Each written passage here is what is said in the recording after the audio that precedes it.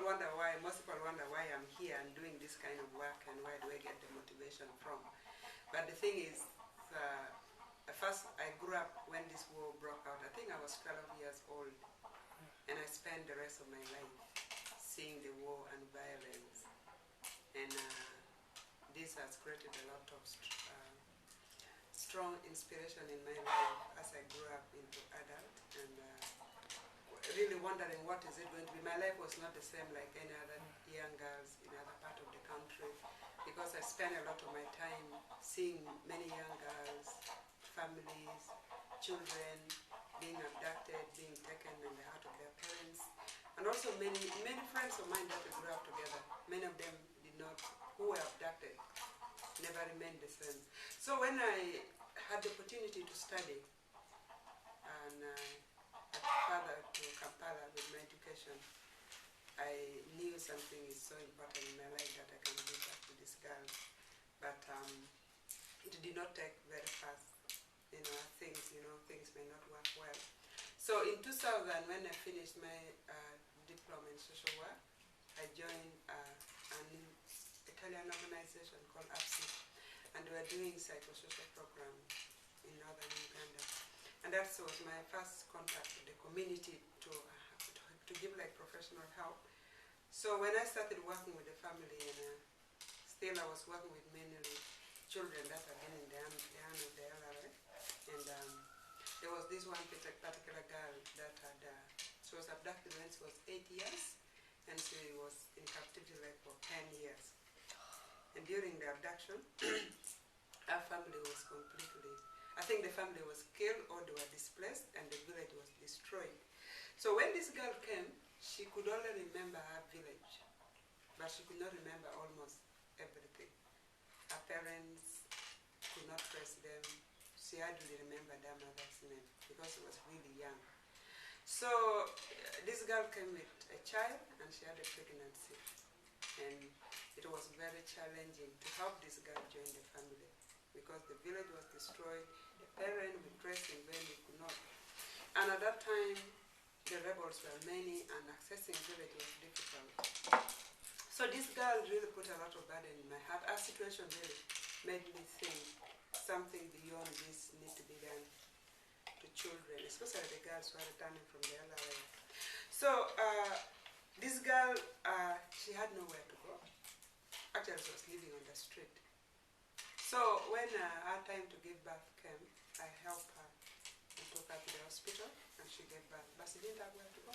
She didn't have a home, she didn't have a family. So I brought her in my home. I had a small apartment. So I brought her in the house after she gave birth to her second child. But this whole idea of supporting them in training and doing something was not there because the situation was really messy. But I had this idea that maybe if she can do something and support herself, because she had 2 children and herself, and it was not going to be easy for me. So there was an old man that was doing tailoring, and I talked to him so that he can mentor this girl to learn a little bit of skills in making clothes and so forth. So this old man accepted, and he took the girl in like for 6 months after the end of the year, about 1 year probably. And this girl got to know how to sew very well, and she was doing this, and many people came to her for making clothes and all those kind of things. So later on, she became a very skillful tailor that she would make people clothes, and she would make money out of that. So she was able to support herself, her 2 children. Still she was living with me. So she continued like that, but later on, thank God, she got married to a responsible man who was taking care of her and her 2 children. But the situation of that girl, plus my experience as a child living in a war zone, had a lot of burden in my heart that, we need to do more for these girls. First of all, when you're a woman in a Choli culture, when you said in Africa, always women are regarded with low status.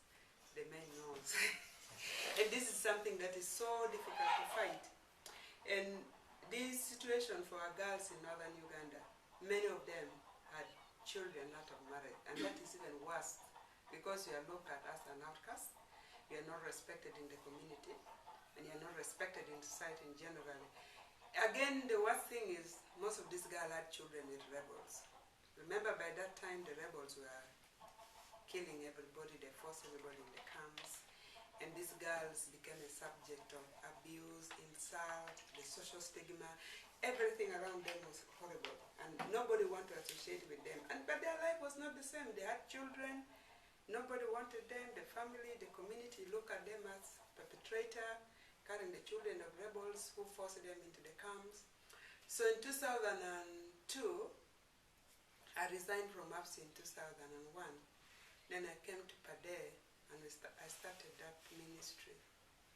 So what I was doing purely was just, reading the word, encouraging them, praying every day with these girls, and that helped them a lot to understand first the love of God, to understand that somebody cared for them, to understand that this problem that they're going through is not their own making.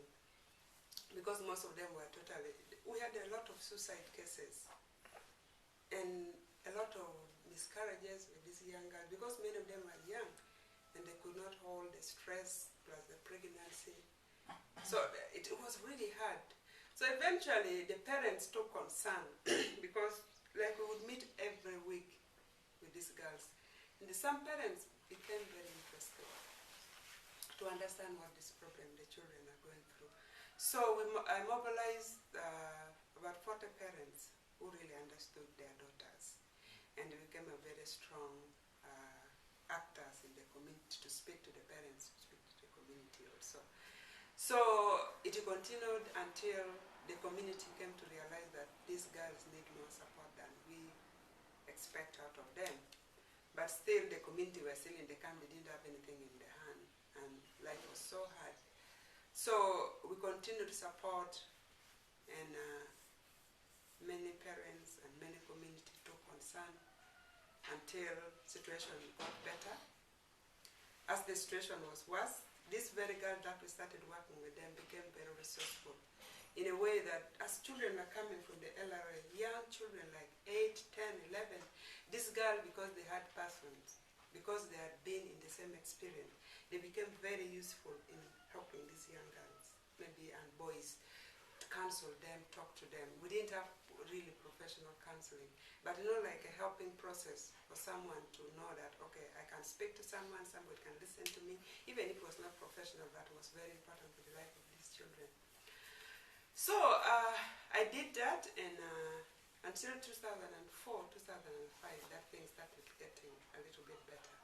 That even the LR activities slowed down, and international NGOs started coming, and they joined the efforts to support our work. And then in 2006, we had 2 tailoring machines, and we started training girls now in basic tailoring and making dresses. So we started with the 2 machines and trained like about 20 girls, and then the following year we continued training like that. But during the training process, we realized that there were some girls who had gone far with their education, but they had babies, and either they were pregnant, but they could not be accepted in the formal schools because these formal schools didn't have the facility to support them. So we said, now we need to set up a formal training school for these girls, where they can take high school, they can take also vocational skill, because the vocational skill is very important for their life. So in 2007, we established the school where is now hosting the girls, and then in 2008, we began the operation officially about the Girls Academy. And today, as we talk, the school has been licensed by the Ministry of Education. This is a big achievement because it was not easy. In Ugandan system, it is not allowed a mother to study with the baby together and to have it a boarding.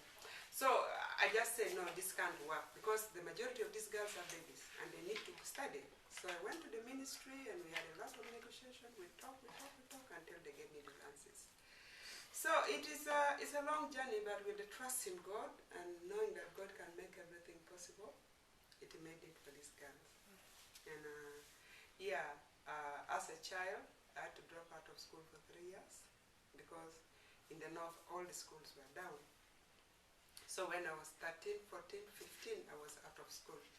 So I went to school when I was 16. That was above the normal standard.